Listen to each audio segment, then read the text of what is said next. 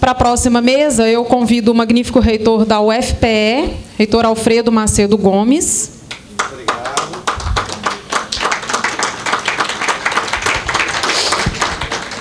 Convido a professora Maria Leopoldina Veras Camelo, representando o Conselho Nacional das Instituições da Rede Federal de Educação Profissional, Científica e Tecnológica, CONIF.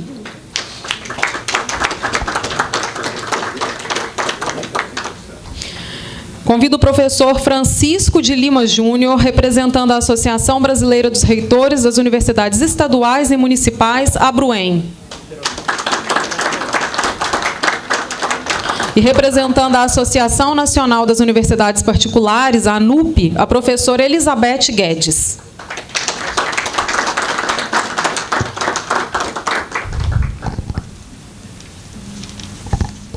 Opa.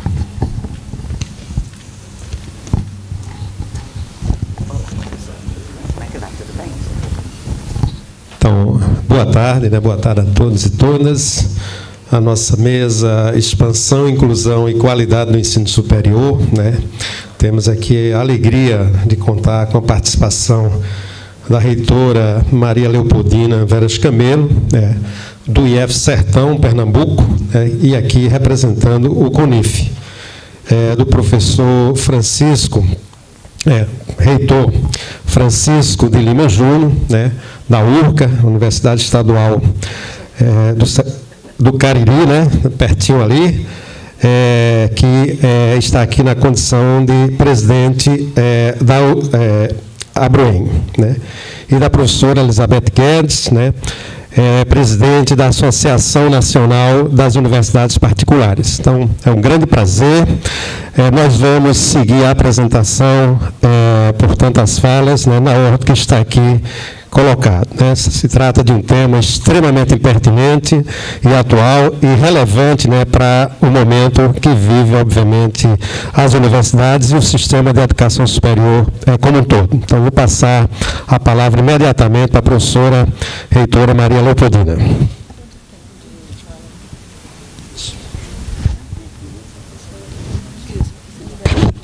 Tranquilo. Boa tarde a todos e a todas. Como bem foi colocado aqui, eu estou reitora do Instituto Federal do Sertão Pernambucano e estou como vice-presidenta de assuntos acadêmicos do CONIF. O CONIF é o Conselho de Reitores dos Institutos Federais, Colégio Pedro II e o Cefet Rio e Cefet Minas Gerais. Bom, o tema proposto, né, de nós aqui estarmos discutindo a educação no futuro. Antes de fazer aí as colocações sobre como nós pretendemos chegar a isso, onde nós estamos, né, de onde viemos, onde estamos e onde queremos chegar, eu gostaria de apresentar um pouco para vocês a Rede Federal, como nós nos intitulamos, a Rede Federal de Educação Científica e Tecnológica, tá? Bom, a linha do tempo, né, ela vem lá de 1909, né? Então, vem desde a escola de artífices, né, de aprendizes e artífices.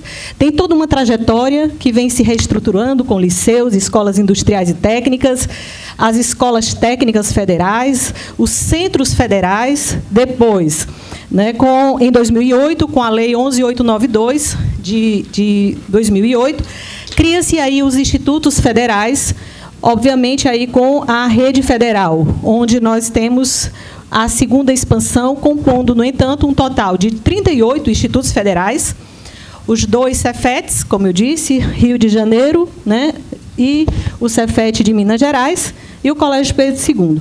Na rede como um todo, ainda tem as 22 escolas técnicas vinculadas às universidades e a Universidade Federal Tecnológica. No entanto, o CONIF, ele corresponde aos 3 itens, né, às 3 instituições primeiras, os institutos federais, os 2 Cefets e o Colégio Pedro II.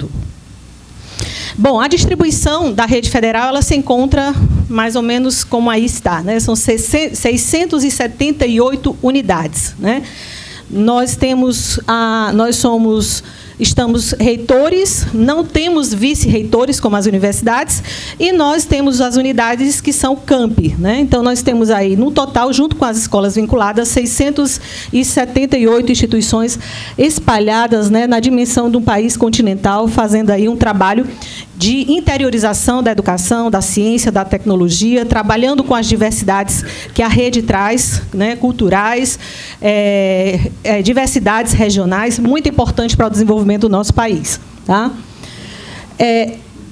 A rede federal, ela tem um diferencial, nem se coloca como escolas de educação básica, né, como a Undime, nem como uma instituição de ensino superior, exclusivamente como as universidades. Então, nós estamos aí num meio termo onde nós estamos tanto com a educação básica, tá? Nós temos aqui educação básica, e um diferencial está no Colégio Pedro II, que tem crianças aí, o maternal.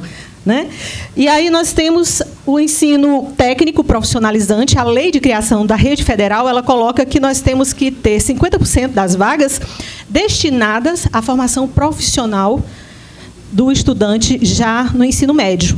Né? Então, na mesa anterior que teve aqui, eu fiquei doida para contribuir, porque nós fazemos isso, a discussão da educação profissional no interior do nosso país, a diversidade que nós temos, as demandas que nós temos nesse contexto, que elas são bastante diversificadas quando você compara uma demanda profissional no sul do país com a no norte, com a do nordeste. Por isso, a diversidade da rede. Tá? E, além disso, nós temos os cursos superiores de graduação, no caso, nós temos tanto tecnológicos, bacharelados, e as licenciaturas. Pós-graduação, nós temos especializações, mestrados e doutorado. Bom, a rede federal, né, de um modo geral, esses dados são de 2021, 2022, no caso, nós temos aí, o último apanhado que nós fizemos, 11 mil projetos de pesquisa aplicada. Por que a pesquisa aplicada? Nós diferimos na pesquisa em relação às universidades porque nós não temos uma especificidade para os docentes, como tem a lei para os docentes do ensino superior, em que, na contratação, ele já vem ali com um percentual para a administração de aulas e a pesquisa a ser realizada. Né? Então, nossa lei, você é contratado como docente e que pode realizar a pesquisa, a extensão, a inovação. Então, o que ocorre? A cada dia, nós, enquanto docentes, estamos passando por problemas diversos de ficarmos, me permitam, como boa nordestina e cearense, já me naturalizando pernambucana, digo, a gente se sente como o Alto da Compadecida, de Ariano Suassuna. Fico rico, fico pobre, fico rico, fico pobre. Ou promessa sem jeito. Tem horas que o docente está com o mínimo de 8, tem horas que o docente está com... Agora saiu a resolução, a portaria 983, que diz que o mínimo é de 14 horas e não temos um teto máximo de aulas. Como o docente vai fazer? Por isso que a pesquisa que nós fazemos ainda tem que ser uma pesquisa aplicada ali para resolver um problema que está afligindo a nossa sociedade ou uma demanda institucional. São mais de 7 mil projetos de extensão, 82.230 servidores, né, e aí docentes e tais. Registros de patentes, essas pesquisas, como elas são aplicadas, geralmente elas levam a um registro de patente. Isso é muito bom, né, porque já coloca ali aquele aluno para entrar no mundo do trabalho com a questão da inovação tecnológica, com o empreendedorismo, que é o que o país precisa investir para essa juventude que está no ensino médio profissionalizante fazendo pesquisa. Ele tem um potencial extraordinário e nós estamos perdendo esse público. Né? E são, num total, 526 programas de pós-graduação. Vamos lá. Além disso, a rede federal tem muitos outros trabalhos. A internacionalização. Jefferson está aqui, o reitor do Instituto Federal Fluminense, e muito focado na internacionalização da rede federal. E a gente tem aqui, participamos do CRES, onde discutimos, lá em 2018, todo o processo, né, do ensino superior na América Latina e Caribe. E esse ano nós fomos, né, Ricardo, para Barcelona, depois do trabalho todo do Enlances, da Andifes, da Abruen, do CONIF, construímos todo um documento que nós discutimos a educação superior na América Latina e Caribe, e lá sequer fomos ouvidos, né? A mesa que discutiu a educação superior na América Latina e Caribe dos próximos anos tinha o Banco Mundial, uma canadense e uma americana. Não tinha ninguém da América Latina e Caribe, tá? Bom, e aqui são os pontos que a gente discutiu na CRES, todos muito importantes, focando a educação superior. E eu achei que, como nós estávamos aqui discutindo a Andifes, nós iríamos falar apenas da educação superior, mas vi que também nós estamos colocando aqui a questão da importância da educação superior, a formação de professores para a educação básica, como também as discussões que estão acontecendo no contexto da reforma do ensino médio, que nós estamos diretamente ligados, né? Nós também temos polos de inovação, e aí, junto com as universidades, né, a Embrapi, o desenvolvimento das pesquisas, nós também temos, e com muita dificuldade, nós conseguimos fazer isso. Muita dificuldade. Ou seja, um país que quer inovar, traz o desafio, os pesquisadores, né, que, se você for olhar naquele evento que nós participamos lá em Recife, os pesquisadores do nosso país não são só pesquisadores, eles são pesquisadores e professores. Quem mais faz pesquisa no nosso país são as universidades, e os institutos federais estão entrando, mas não conseguem pesquisar mais, porque não tem carga horária suficiente para isso, né? Então, nós fazemos muito bem feito isso, mas não temos condições de ficar batendo na porta de empresários, pedindo apoio para fazer pesquisa. O governo precisa olhar para dentro e nos ajudar a fazer a inovação que o país precisa, porque potencial nós temos para isso. Por favor. Temos incubadoras, né? Então, aí nós temos a Rede Federal, ela tem essa muito forte o empreendedorismo. Um menino que está no ensino médio, a gente já busca a vocação ali para ele engrenar e conseguir, já no ensino médio, ele sair para atuar no mundo do trabalho, né? Vem dando certo, vem avançando, tá? Então, eu acho isso Nós temos a oferta de mestrado, o Prof. EPT, é um mestrado diferente dos demais.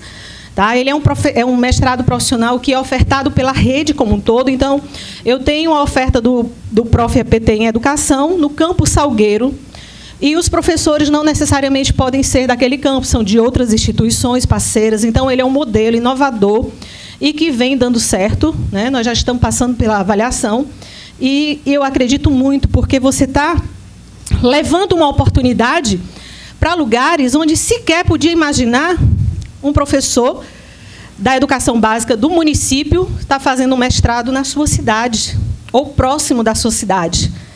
Porque, convenhamos, nós bem sabemos disso, que nós conhecemos a educação básica, o professor que hoje ministra 40 aulas, de segunda a sexta, passa o final de semana corrigindo provas e trabalhos, ele jamais vai pensar em conseguir conciliar. Ele precisa sair para outra...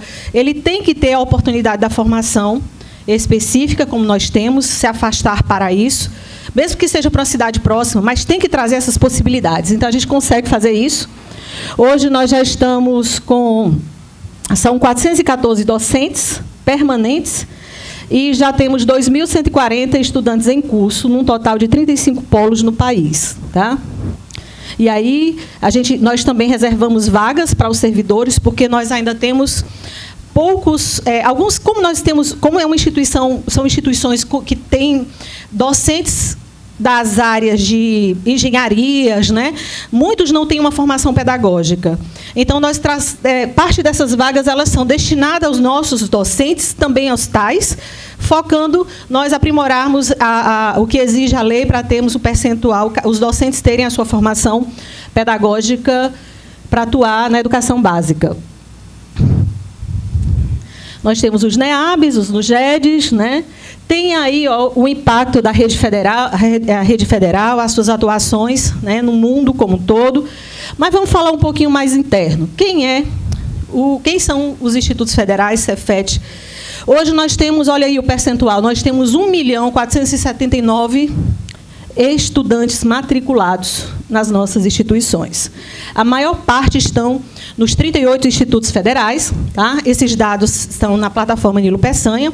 Ela é uma plataforma que foi desenvolvida com o Gustavo, do INEP, e a CETEC, que é a Secretaria Tecnológica dentro do MEC, e desde 2017 a gente tem um monitoramento de todos os nossos dados, como eu vi hoje da COGRADE, né? Então, é mais ou menos esse mesmo perfil. Bom, dos institutos pegando esse número aqui, o total, 1.439.000, eu foquei aqui só em matrículas dos cursos superiores, né? A luzinha é aqui, é? Deixa eu ver. É. Aqui, ó, as matrículas, nós temos 381.993 vagas só em cursos superiores em toda a nossa rede. Desse total, nós temos aqui, deixe-me ver, 381.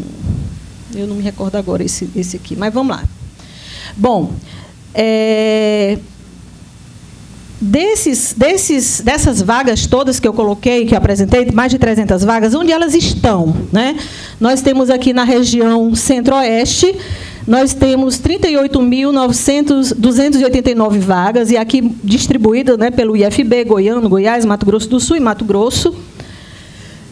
Na região Nordeste, nós temos aí 104.170 vagas do ensino superior, né, nos diferentes institutos federais. Na região Norte, nós temos 30.162 matrículas, né, nos diversos institutos. Na região Sudeste, aqui você já percebe, né, o Instituto o Cefet Rio de Janeiro, Colégio Pedro II, 101.000. Na região Sul, 50.000, né? E esse público, todas essas matrículas, né? Todas essas matrículas, aqui, ó, 1.483.000, mais apenas 1.022.000 para encher o perfil socioeconômico. Quem são eles? Onde estão? Então, nós temos aqui a maior parte dos nossos estudantes, né? Nós temos aqui estudantes que se classificam, né? Ó, pardo, pretos, brancos. Então, nós temos aqui uma diversidade que é a própria característica do nosso país. Indígenas.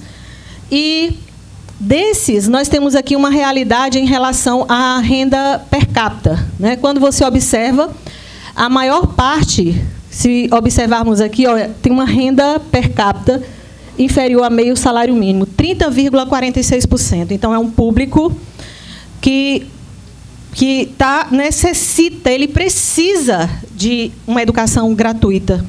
Ele precisa que o Estado cumpra o seu dever de fazer a formação desse profissional. Com mais detalhes, né, se eu for aprofundar, eu tenho aí um maior percentual, né, desses, nós temos a maior parte como sendo pardo, pretos, brancos, amarelos, indígenas, um menor percentual. Esse é o perfil do jovem e adulto que está na rede federal. Em relação ao salário, mais uma vez, nós temos aqui que a maior parte, novamente, ó, 712, isso aqui já dos cursos superiores, eles têm uma renda per capita menor do que meio salário mínimo. Bom, o perfil nós temos aí bem equilibrado, quantas mulheres e quantos homens, né, ou sexo que não foi definido aqui, mas há um equilíbrio entre praticamente 12,3% aqui, de 15 a 19 anos, são mulheres, e 15,1%, aliás, masculino e feminino. Então, há um equilíbrio na rede, onde nós observamos que tem se quebrado aquele paradigma de dizer que os cursos tecnológicos são apenas para meninos, né? A gente percebe a quebra dessa cultura que está arraigada, e de modo que nós temos nos cursos de eletrotécnica, edificações, né, e os cursos de engenharias, uma diversidade bem considerável de mulheres presentes, e que isso dá esse equilíbrio, tá? Então, considerando a lei que trata da diversidade, né, a Lei 12.711 de 2012, nós também tratamos de cumprir o que diz a lei, e trazemos nos nossos editais, nas ofertas de nossas vagas, as questões para ampla concorrência, a questão da renda familiar, a questão se é preto, pardo ou indígena, e assim nós temos esse equilíbrio na oferta que está hoje contemplando os nossos jovens matriculados. A taxa de evasão na rede federal para os cursos superiores, ela está em torno de 10,5%, onde 8% nos cursos de bacharelado, 10,4% nos cursos de licenciatura, que já é comum, né, na realidade das universidades, também uma evasão nos cursos de licenciatura, e nos tecnólogos, 13,9%. A eficiência, né, a CETEC, ela também procura, quando nós vamos fazer a matriz orçamentária, nós temos que eles vão levar em consideração a eficiência acadêmica, em que nós temos que ver o ciclo, os alunos que concluíram no ciclo e os alunos que ficaram retidos, aqueles que já terminou o período de concluir o curso, mas que ainda estão com alguma pendência.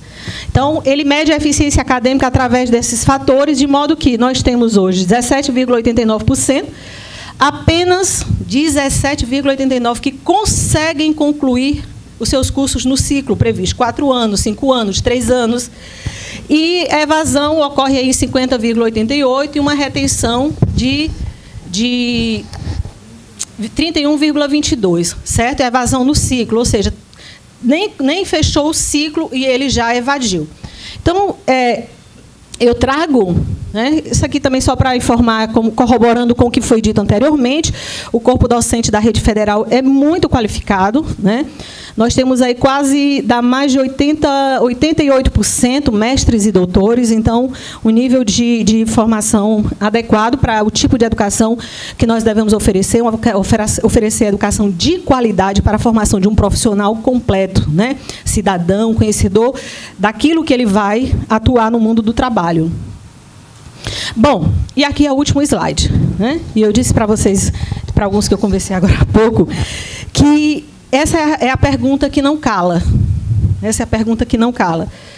A educação no futuro. Que educação nós vamos fazer? O futuro, para mim, hoje, enquanto gestora, enquanto educadora, é o hoje. O que o Brasil, o que o Ministério da Educação fez para resolver as questões que foi mostrado aqui pelo INEP, ano após ano, da evasão, dos problemas, qual é o plano que o governo tem para que nós possamos resolver a situação que já é existente. É o hoje. Como eu vou resolver o problema? O meu futuro é hoje. Para a questão da assistência estudantil, um quantitativo, um orçamento que não cabe para aquele público que lá tem uma renda per capita abaixo de até meio salário mínimo, com o corte que nós tivemos, com os atrasos que nós temos na entrega desses recursos, né? Da mesma forma, eu venho aqui para o PNAE, que nós temos uma alimentação escolar que permeia 36 centavos por aluno, em que nós temos que fazer uma formação integral, em que esse aluno fica no contraturno. No caso da educação básica, que nós falamos na mesa anterior, se o aluno ficar até 35 horas no decreto do PNAE, ele recebe 36 centavos para ficar e ter direito ao almoço, à alimentação durante o dia.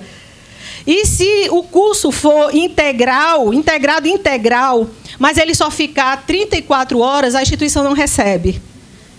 E aí? Quem é que tem que resolver esse problema? Eu tenho que aumentar a carga horária do PPC para esse menino conseguir atingir 35 horas? É aí onde eu digo, a gente tem que sentar e conversar e discutir onde é que a gente quer ir. Qual é o futuro? Que futuro é esse? É discutir, por exemplo, essa mesa está intitulada como Expansão, Inclusão e Qualidade. Inclusão no contexto em que nós temos uma política que tem a extinção de cargos para atendimentos específicos. Não podemos contratar mais intérpretes em Libras, por exemplo, leidor Braille. O profissional AEE, por que nós não temos? Aí, mas agora vocês recebem o recurso na LOA para poder fazer essa contratação. Você vai contratar uma empresa, licita, e o tempo da licitação não é o tempo do aluno que necessita do atendimento. O aluno vai embora, a evasão aumenta, e o TCU vai lá no seu CPF, a CGU vai lá no seu CPF. Que conta é essa? Além disso, como é que depois de uma pandemia nós não temos códigos para atender contratação de psicólogos, de assistentes sociais, de nutricionistas. O PENAI, com esse recurso de 36 centavos, você não consegue dar alimentação de qualidade para o aluno que está passando mal de fome na escola. Isso é fato. Transporte escolar. Obrigada, amigo, termino. Transporte escolar, desculpa, eu não tinha visto ainda.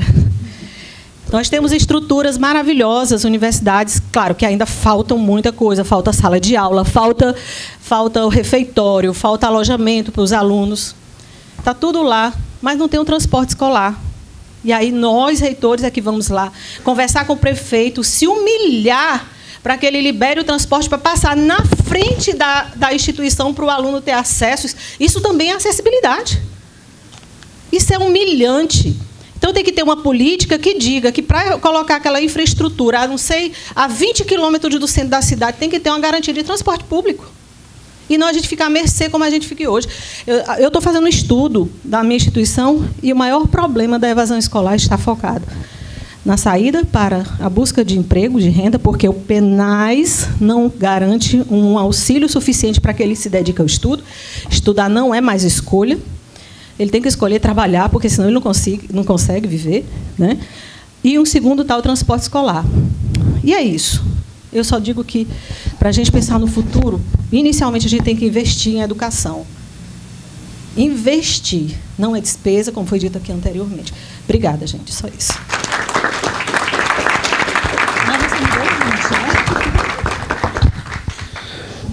Obrigado, professora Leopoldina. Vamos passar, então, a palavra para o professor Francisco de Lima Júnior, né? Professora Elizabeth. Por favor. Vamos lá, né? Na sequência, né? Então, boa tarde a todas e a todos.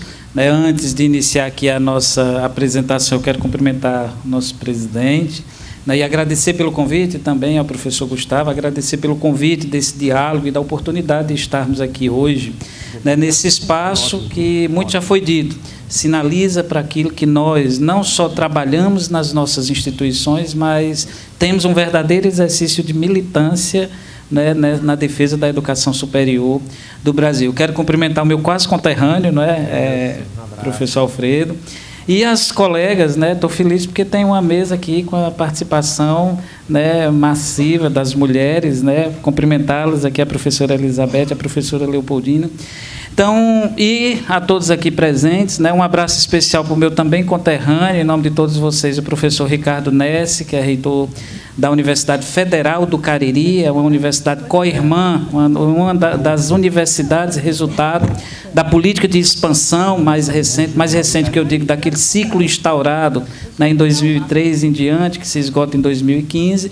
Então, o meu espaço de fala, eu não vou trazer uma apresentação da Abruen, até porque eu vou diluindo um pouco a fala, mas eu atualmente, há 2-3 meses, assumi a presidência da Associação Brasileira de Reitores das Universidades Estaduais e Municipais, que é conhecedora de todos vocês, a gente tem amplas parcerias nesses 35 anos de história. Estivemos, inclusive, num movimento recente em defesa da democracia no TSE, lá estava lá o CONIF, estava lá a Abruen, estava lá a Andifes, se colocando à disposição do certame eleitoral, que estava sob risco naquele momento, a gente sempre vivia esse momento de incerteza. E a apresentação, por favor? A Abruen, nós somos 47 instituições filiadas, espalhadas também pelo Brasil inteiro. Nós só não estamos em 4 unidades da Federação: Acre, Rondônia, Sergipe e Espírito Santo. Antes também não tinha no Distrito Federal, mas nós temos agora uma afiliada no Distrito Federal. Temos uma matrícula, como também já apresentamos, de mais ou menos 700 mil estudantes matriculados na graduação e em torno de 120 mil matriculados na pós-graduação. O tema da mesa, expansão, inclusão e qualidade da educação superior, do ensino superior. Eu procurei reordenar minha fala a partir do que foi colocado hoje durante o dia, buscando reforçar alguns pontos que já foram destacados, mas principalmente reconstruindo o debate para evitar ser redundante, né? Embora tudo aquilo que a gente defende aqui, por mais que repitamos, né, nós nunca vamos padecer dessa redundância, né? Afinal de contas, acabou de mencionar a professora Leopoldina quais são as nossas lutas, né, as plataformas de ação de defender, de fato, uma educação superior, o futuro de uma educação superior. Então, começando a fala, né, eu não vou retomar aqui discussões acerca de desenvolvimento e a relação com a educação, até porque nós já tivemos isso mais cedo, né, na fala do professor Sartre, né, na fala do nosso colega ex-reitor da Federal de Santa Catarina, né, nós tivemos, e também ao longo dos debates diluídos, né, mas eu também não qualifico o desenvolvimento e essa relação com a educação superior, né? Aqui a gente aponta mais para essa, né, perspectiva permanente, né? Quando trata-se principalmente de Brasil, né? E aí reforço a fala da professora Leopoldina, né? Com o gigantesco universo de heterogeneidades em que nós atuamos, né? E aí quando eu falo essas heterogeneidades, eu não estou falando da distinção entre as 5 regiões brasileiras, os nossos estados mesmo, né? Nós temos perspectivas distintas, né? A educação superior mais presente ali no litoral. À medida que nós interiorizamos, ainda que tenhamos estrutura, nós temos a dificuldade de transformar essa realidade, né? Que apresenta ainda um conjunto de fricções, resistências políticas, necessidade de diálogo com o gestor municipal, mudança de consciência, valorização docente, né? Enfrentamento, inclusive, inovando, inaugurando em alguns territórios. Vocês vão ouvir muito eu falar de território, viu, professor Alfredo? Muitos territórios em que a gente inova em agendas de pesquisa mesmo, porque nesses espaços nós somos pioneiros, e até enfrentamentos mais sérios, como os colegas da Amazônia, né, das instituições que atuam na região norte, né, no enfrentamento ao combate ao desmatamento, né, à educação indígena, como a gente tanto vê aqui, todos são conhecedores desse movimento.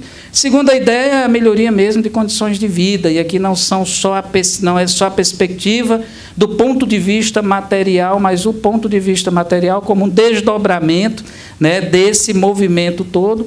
Nós falamos muito, principalmente pela manhã, e quando a gente está convencendo pelos nossos argumentos de que a educação superior, a pesquisa, a formação de pessoas, a inovação são importantes, meio que justificando, olha que realidade a gente vive, tendo que justificar uma instituição de educação superior, não é? Isso é até contraditório de se pensar quando discute teorias de desenvolvimento. Mas a ideia de um acesso ao mercado de trabalho, que mercado de trabalho, né? Hoje nós vimos os dados, a estrutura produtiva das grandes empresas brasileiras não absorvem a nossa mão de obra, né? O que eu conversava outro dia numa reunião com a Associação Nacional de Estudantes de Pós-Graduação, né? Há esse movimento, há um hiato e uma falta de diálogo do que para quem estamos formando, a fuga de cérebros em algumas regiões daqueles que se qualificam melhor e que não têm essas oportunidades. Então, ainda, quando se discute que futuro, nós temos que discutir também que mercado que vai absorver, que tecnologias, ali embaixo eu coloco, né, avanços tecnológicos, de redes, de dados e de conectividade. Nós passamos por um conjunto de enfrentamentos tão concretos, né, que colocou isso desnudado. Nossas instituições, que são links de conexão, com dificuldade de, na época da pandemia, né, chegar até a sala de aula, levar a sala de aula virtual, né. Nós tínhamos instituições na Abroem que tinham dificuldade de compra de uma plataforma digital para poder os professores darem lá o seu semestre letivo. Então, é nesse conjunto de desafios, né, que a gente questiona essas formas de desenvolvimento, claro, sem nunca esquecer a geração de renda, a sustentabilidade ambiental. E aqui vem uma questão que eu creio que todos nós estamos atuando, todas as nossas instituições. Mas aí é o meu lugar de fala mesmo, enquanto reitor de uma universidade onde o raio de ação geoeducacional dela tem um conjunto de manifestações culturais muito intensas e que nesses 4 anos, se não fosse o governo do Estado do Ceará, né, nós teríamos aí o esvaziamento de tudo que é política de valorização da cultura, e os atores, né, os indivíduos, esse patrimônio cultural encontrou na universidade, né, o seu espaço de resistência e de pessoas que lutassem por eles. Então, desenvolvimento também é uma cultura, é a ideia de defesa da diversidade do nosso patrimônio, né, e aqui, para falar em diversidade de patrimônio, nosso Brasil, né, é muito, muito bom nesse campo mais concreto, né.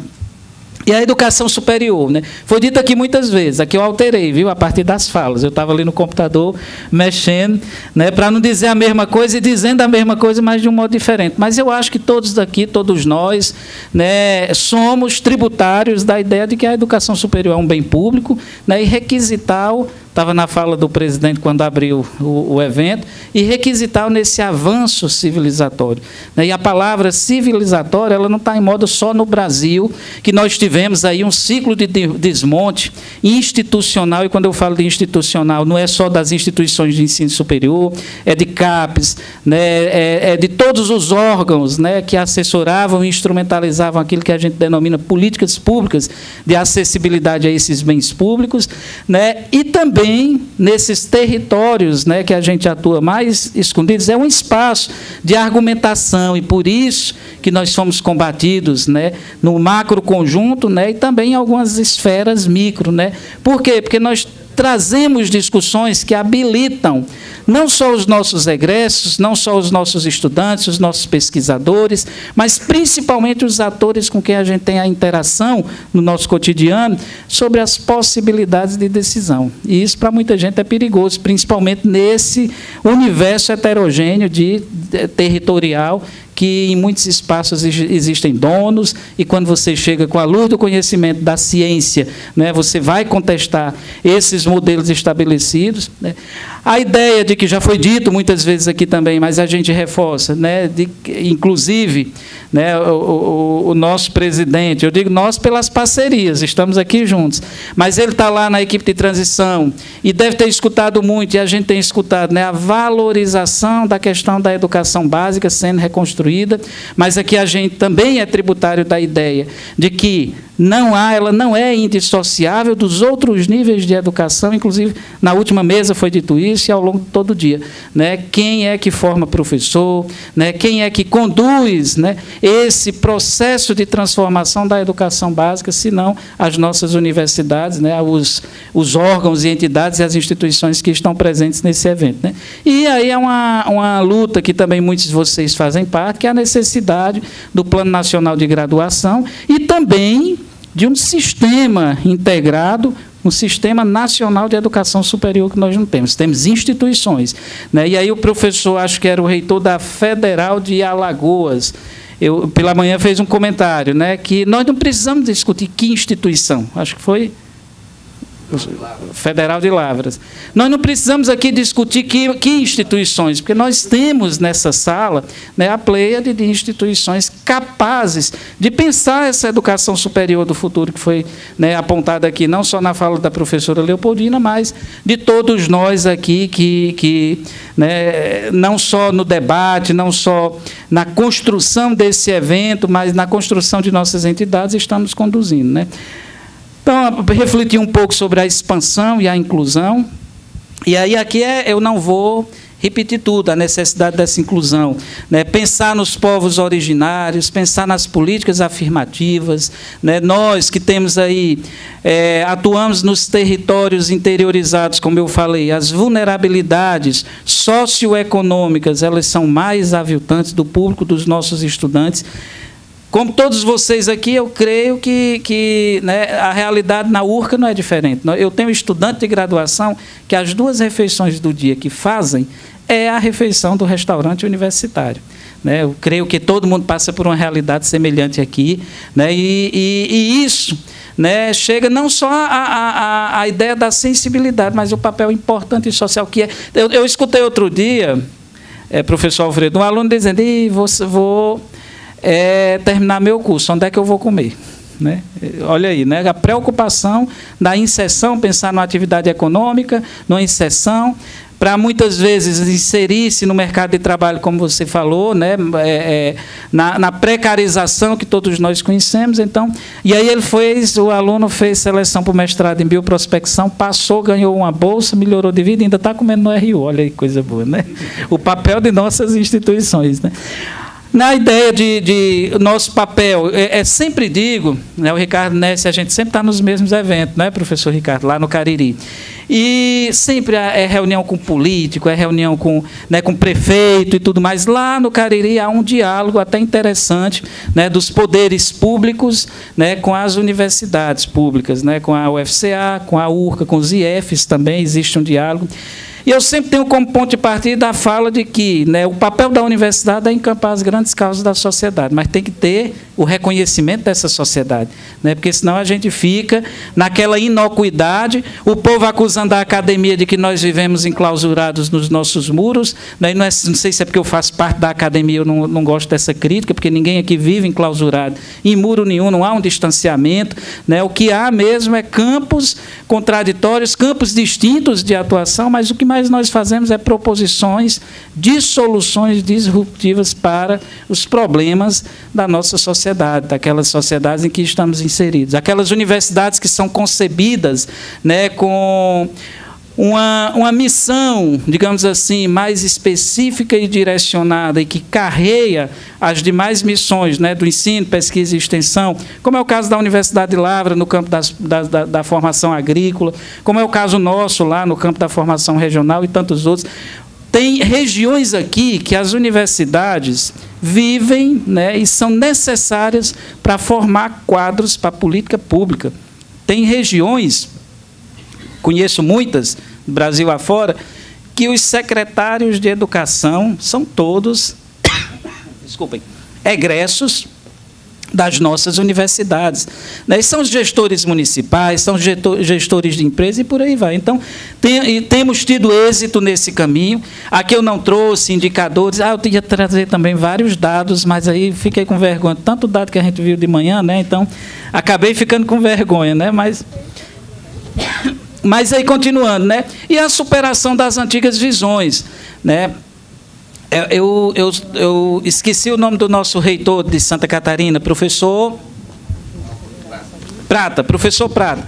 Professor Prata fez um resgate histórico lindo, né, da universidade, né, muito bom, e das transformações e dos elementos que foram sendo incorporados gradativamente no processo histórico da universidade, inclusive a universidade brasileira, no sentido de superação dessas antigas visões, né? Quais são as antigas visões? Aqui há o caráter seletivo, né, a seletividade social, a ideia de um elitismo, um exclusivismo de mercado, né? A gente viu pelos dados do censo, medicina, direito, né, as engenharias, porque tem, de fato, mercado, né, e tudo mais, mas aí nós estamos superando. Nós fizemos agora um levantamento lá na URCA, né, e um dado que me surpreendeu positivamente, embora a gente já suspeitasse. Fomos fazer, né, nós estamos fazendo na Abruem, eu creio que vocês também, né, têm os dados, a professora mostrou aqui, o grau de evasão dos nossos cursos. Qual o curso que tem menor evasão na URCA? Eu duvido vocês adivinharem. Não é medicina, porque medicina começou agora, não é, Ricardo? Pedagogia. Né? É o curso onde você tem... Por quê? Da necessidade de professor. Né? Primeiro, nós tivemos também uma política de valorização docente no estado do Ceará. Então, hoje, é promissor ser professor no estado do Ceará. Então, é um dos cursos que resgataram a sua concorrência e agora, na pandemia, dada a importância, né, do papel do pedagogo, é o curso nosso que tem menos, né, vaga de um semestre para outro, é o que mais se preenche quando a gente faz os processos seletivos. Né? A análise dos impactos territoriais, a minha fala toda está diluída disso. Né? Como é que está o tempo aí, professor? Está tranquilo, né? Não? A análise desses impactos... Aqui, gente, é necessário a gente relativizar um pouco. Né? E aí pode... Né, a gente pode analisar sobre o prisma dessa expansão mais federal interiorizada, que foi importantíssima. Se a gente pega o caso do estado do Ceará, né, ela tem uma dívida, essa interiorização federal, tem uma dívida de quase 50 anos. 48 anos depois da fundação da UFC, é que a UFC instala um curso de medicina lá no Cariri, lá na cidade de Barbalha. é muita dívida histórica. Então, isso, né, só serviu para cimentar, né, as disparidades intrarregionais, e por isso que as instituições de ensino superior ainda são, né, presencialmente, intensamente litorâneas, principalmente no caso nordestino. Então, essa interiorização foi importante. Em alguns estados, ela foi acompanhada também, né, da expansão de campi, né, e não criação de universidades, porque o governo de estado não quer criar universidade. Né? Tem o ouvido de governador dizendo o seguinte, de senador, né, a educação superior pode até ser uma reclamação de Abroem, viu, gente? Mas a educação superior não é uma obrigação do Estado. Na omissão, aí a gente dá o que tem. Olha só, como nós já escutamos. Né? Então, não é bem assim. Há um sistema orgânico, né, de formação. Algumas instituições estaduais são pioneiras, inclusive. Né? Se nós pegarmos o sertão do Pernambuco, né, um conjunto de instituições ali foi fundado pela UPE, né, que tem o campus mais distante da UPE está a 700 quilômetros da reitoria, que é em Petrolina. Mesma coisa, né, no Mato Grosso. O estado do Pará, o reitor Clay, coitado, né, tá quase se separando, porque cada vez que ele vai visitar o campo mais distante é 3 dias para ir, 3 dias para voltar. Né? Imagina aí a dificuldade. Né? E aí vai. Né? Então, tem essa ideia do impacto que a gente faz de modo diferenciado nesses territórios. A diversidade de agenda, como eu falei, a partir dos contextos de inserção, e aqui nós temos muito. Não é só a valorização da cultura, não é só a promoção, né, da inclusão, a partir da vulnerabilidade do nosso público, a diversidade, a questão dos povos originários, que eu creio que todos nós temos isso nas nossas agendas, nas nossas plataformas de atuação, de formação, de produção de conhecimento, a formação continuada de professores. Né? Imagine aí onde não existia universidade, eram essas instituições, né, que formavam lá no início, né, professores, e permanecem assim. Uma coisa muito boa que tem surgido, né, mas no último governo, deu um esvaziamento, são os programas especiais que têm fortalecido nossas ações, PIBID, residência, né, que tem fortalecido e aperfeiçoado também, inclusive os nossos diálogos com a educação básica. Né? O professor, na apresentação antes do intervalo, perguntou, cadê um professor da educação básica que não está aqui? Né? Então, o PIBID e a residência pedagógica veio para qualificar e permitir, né, ou adjetivar em melhores condições, eu acho que até reconceituar novamente essa ideia da nossa relação nos nossos estágios, né, e trazer para a centralidade das nossas licenciaturas o processo formativo de professor, mudando até a nossa prática, não só a da escola deles. Né? Então, são programas, e a pauta de inclusão, muito importante, né? E a criatividade com os novos caminhos para integração. Aqui, só para terminar, né, eu tenho uns dados, mas aí eu não vou apresentar porque já foram apresentados, mas aqui é só para contar um pouco das experiências que nós tivemos no governo do Estado do Ceará. Né? A ideia do cientista-chefe, né, eu creio, não sei, eu desconheço, mas deve ter algum programa semelhante em alguma outra unidade da federação, né? E a ideia das ações de interiorização com metas aqui para todas as instituições, não só as estaduais. Né? Cientista-chefe. Antigamente, os governos estaduais no Ceará, ia lá, tinha um problema, segurança pública. Aí contratavam uma consultoria, geralmente do MIT, uma consultoria caríssima, certo? Para dar um diagnóstico. O professor Sartre estava lá quando foi relatado, né, na reunião da Abroem, que foi no Cariri, e o governador Camilo, secretário de Ciência e Tecnologia, também relataram, né, esse programa. Então, você contratava a consultoria mais cara do mundo para dar um diagnóstico de uma solução de problema para uma das secretarias de governo resolver. O que é que o governo do Estado do Ceará fez? Né? Ao invés de contratar, vai numa universidade pública, mapeia laboratórios de pesquisa que lidam com aquela problemática. Solta um edital, elege um cientista, que geralmente é o coordenador do laboratório, libera recurso, faz uma pactuação de quanto é o projeto, e, ao invés de ser uma consultoria estrangeira ou de um órgão privado, é a universidade, através da pesquisa, e de um cientista-chefe, com toda a sua equipe de mestrandos, doutorandos, bolsista de iniciação científica, equipamento, o governo joga equipamento, porque é como se fosse um projeto de bancada, né, joga equipamento e dá um prazo para aquela instituição apresentar uma solução para aquele problema de política pública. Foi assim com a segurança pública, é assim com a cultura, foi assim com a educação básica, tem sido assim com o patrimônio geológico e paleontológico. Nós temos um cientista-chefe, um projeto na universidade que foi para a França, né, repatriar fósseis roubados pelos europeus do patrimônio paleontológico lá da bacia sedimentar do Araripe, né? Então, você não contrata ninguém, bota o professor, os mestrandos e tudo mais, e com isso você fortalece a universidade, que estava com a infraestrutura deficiente, né, e, ao mesmo tempo, promove a geração de renda, remunera o bolsista. O bolsista vai ter orgulho de ser pesquisador. E aí, com isso, a gente tem resolvido muitos problemas, como, por exemplo, a fuga de cérebros. Cada vez mais a gente tem retido. Outro dia eu e o Ricardo fizemos, outro dia não, já está com uns 3 anos, não é, Ricardo? Fizemos uma conta de quantos doutores por 100 mil habitantes tinha em Crato, Juazeiro e Barbalha. E aí nós ficamos admirados, achando que a gente estava superlativizando, mas tem mais doutores por 100 mil habitantes lá do que no sul da Alemanha, né? Também a população é baixa e lá tem 3 universidades, né, no Cariri. Então, eleva, né, esse número de doutores. Mas, para uma região do semiárido, no meio distante de tudo, é um elevado número. E esses doutores estão fazendo o quê? Formando gente para ir para a educação, para ir ser secretário, para ser prefeito, né, e tudo mais. E é com isso que a gente tem feito, né, um conjunto, né, as instituições públicas de mudanças lá no Cariri. Só para finalizar, alguns, né, rapidinho aí, só... O povo do Cariri conversa muito, viu, gente? Aqui esses dados foram apresentados pela manhã, mas com todo respeito à esquematização, mas naquele gráfico estava espalhado, né? Eu tinha pensado nele dessa forma, né?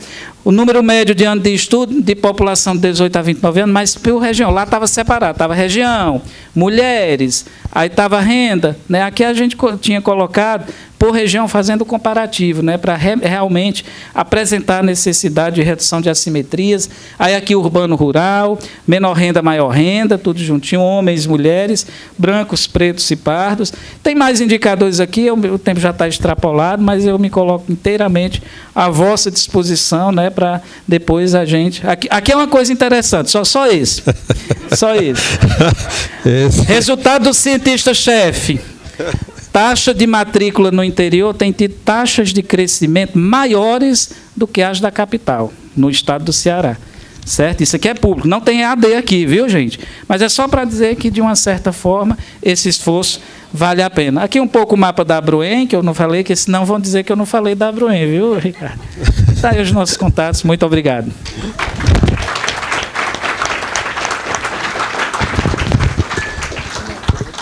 Obrigado, professor Francisco, presidente da Abruen. Vamos, então, para a professora Elizabeth Guedes. Muito obrigado, né, pela disponibilidade, né, de estar aqui conosco. Por favor, professora. Oi. Bom, boa tarde a todos. Meu nome é Elizabeth Guedes, eu presido a Associação Nacional de Universidades Particulares. Muito obrigada, professor Ricardo. Reitor Ricardo, obrigada, Gustavo, pelo convite. Professor Alfredo, professora Leopoldina, professor Francisco e todos presentes. O tema é inclusão, expansão e qualidade, né? Eu vou começar com inclusão, que a gente está falando de acesso e permanência.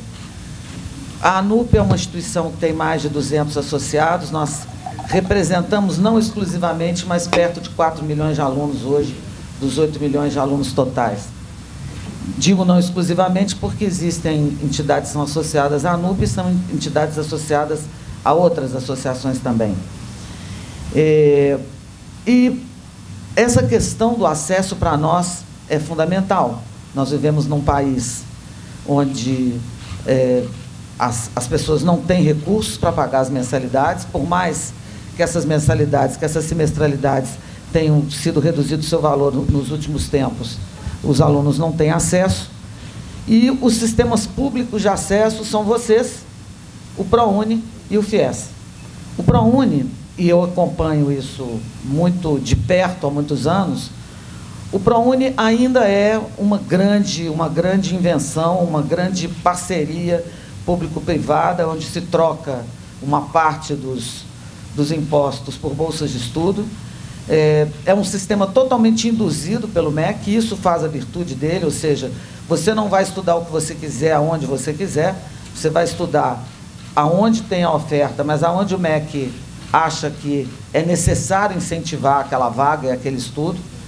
Então, se você for pegar os últimos dados abertos do ProUni, no Brasil inteiro, em todas as regiões, mais de 50%, mais de 55%, 60% pretos e pardos, a maioria mulher, acima de 60% mulher.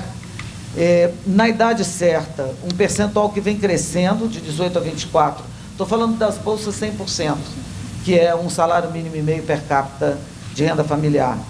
Mas você tem uma parcela crescente, que já chega a 12%, 15%, de jovens estudando na idade certa, de 18 a 24, né? Muitas engenharias, muita pedagogia, e quando você vai ver a oferta de bolsas, e por isso a indução tem que ser feita, e depois eu vou explicar para vocês por que eu estou usando esse termo indução, quando você pega a oferta de vagas de medicina, ela está aqui embaixo, e os pedidos de vagas estão lá em cima. E aí você vai descendo engenharias, etc., etc., até um ponto do gráfico onde você cruza demanda e oferta, que é a engenharia de produção. Mas são 166 mil vagas por semestre. Isso não é nada perto da demanda, se você imaginar que nós temos 42% dos nossos jovens entre 18 e 24 anos fora da escola, com o ensino médio completo. Eu não vou falar de dados do censo, porque eu sei que hoje de manhã o INEP já fez isso para os senhores. Se você vai para o FIES, bom, e o que acontece? Qual é o grande problema que nós temos? Nós temos vários grandes problemas, mas um dos grandes problemas é não ter uma carreira de educação para o MEC.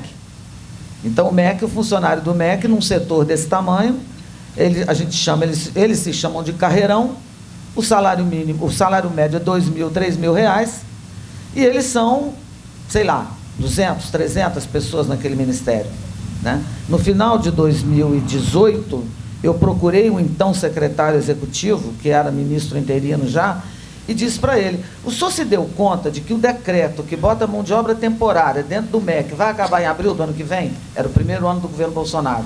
E que vai entrar um governo que não sabe nem como é que a banda toca, e não vai ter funcionário? Não, fique tranquilo, professora, está tudo resolvido. Não tinha nada resolvido. E em abril, sei lá quantas pessoas foram embora, e ficou aquele ministério fantasma, aquele navio fantasma, com pouquíssimas pessoas trabalhando, e pasme, dentro das séries, que é a Secretaria de Regulação nossa, 45 mil processos parados.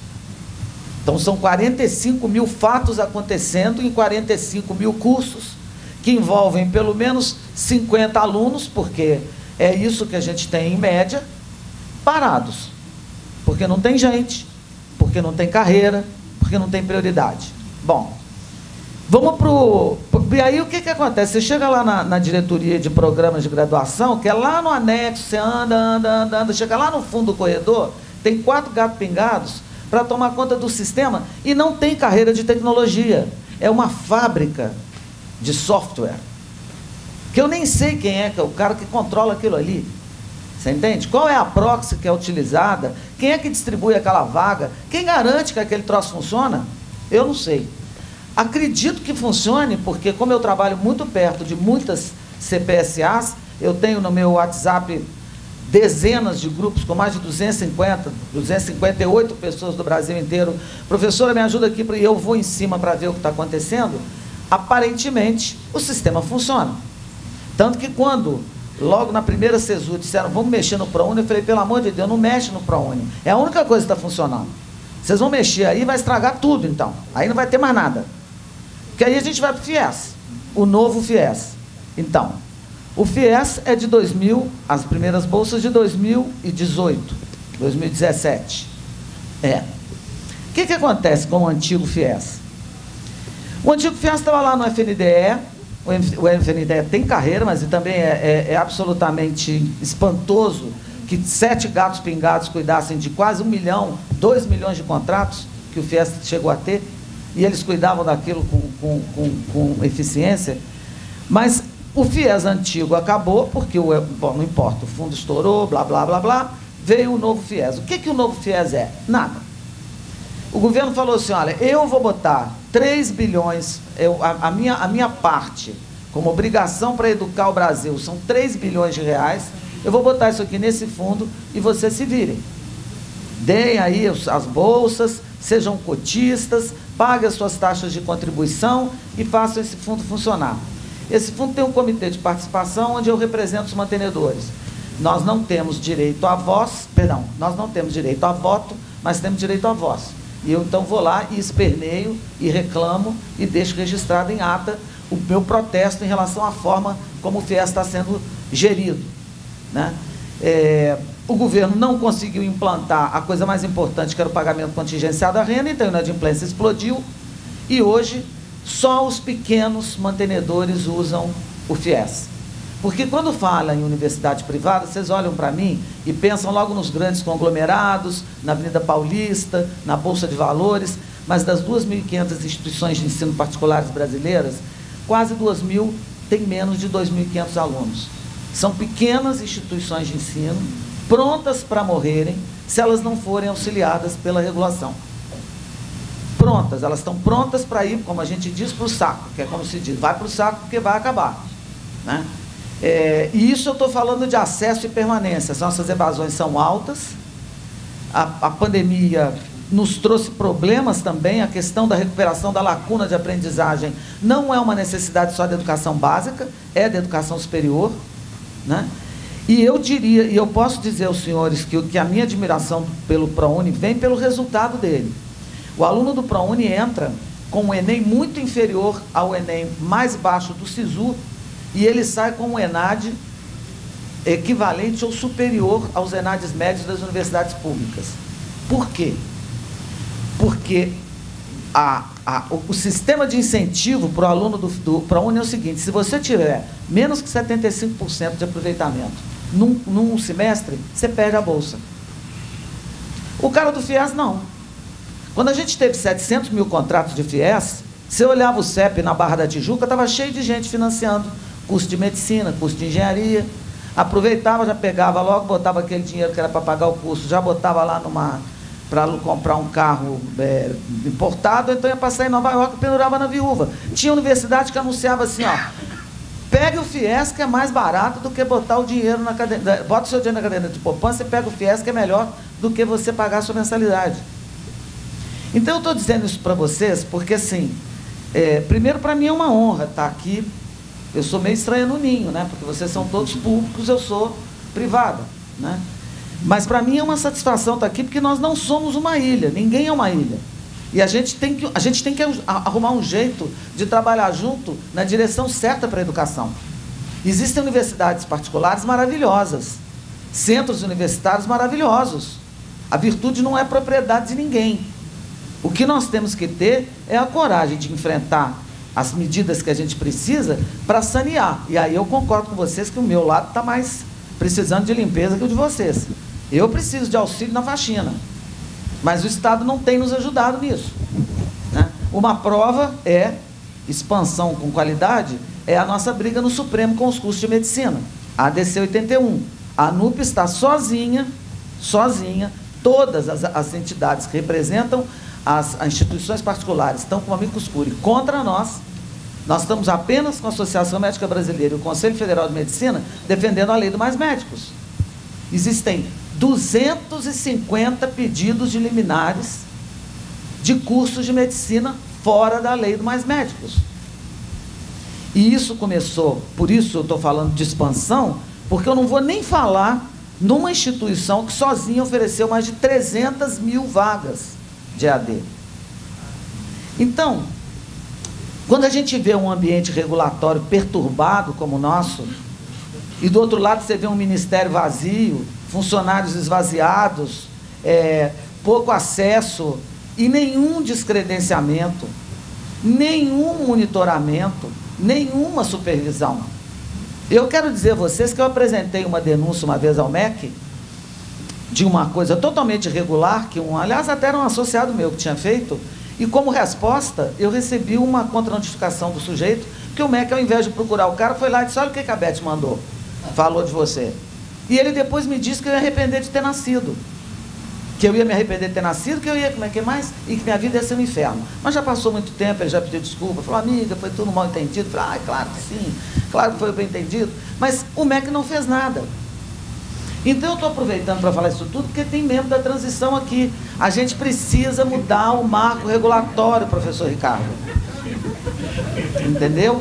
Essa tudo encomendado, viu, gente? Foi por acaso, eu já tinha aceitado antes dele ser nomeado, mas aproveitando. Não, eu estou falando sério com vocês. Sabe por quê? É muito difícil representar uma universidade, representar entidades privadas num fórum de universidades públicas sem ter muito conflito de interesse. Eu tenho conflito de interesse dentro da minha associação. Para entrar no Supremo, nós fizemos uma Assembleia Geral extraordinária e a associação rachou no meio. E as pessoas disseram, não foi no voto que a gente ganhou para entrar no Supremo a favor da lei do Mais Médicos. Porque o que aconteceu? O Estado parece que ele faz as coisas de tal forma que as lacunas deixadas propiciem que os negócios sejam feitos. Então faz a lei e depois fala assim, mas e eu que estava aqui já tramitando? Não, você que estava tramitando, acabou, você não tem mais direito a nada. O cara então eu vou para a justiça. Aí, em agosto do ano passado, essas coisas de pandemia, que a gente fica aprendendo, fica trancado dentro de casa, fica lendo, eu comecei a achar que tinha muita autorização de medicina por via judicial. Aí pedi a Larissa, diretora da ANUP, tá ali, falei, Larissa, pega a Marli para ver, nos últimos 3 anos, quais foram os cursos de medicina que foram aprovados por regulatório e por judicial. Cara, chamei as pessoas e falei, olha, o gato subiu no telhado. Tem um monte de liminar na justiça.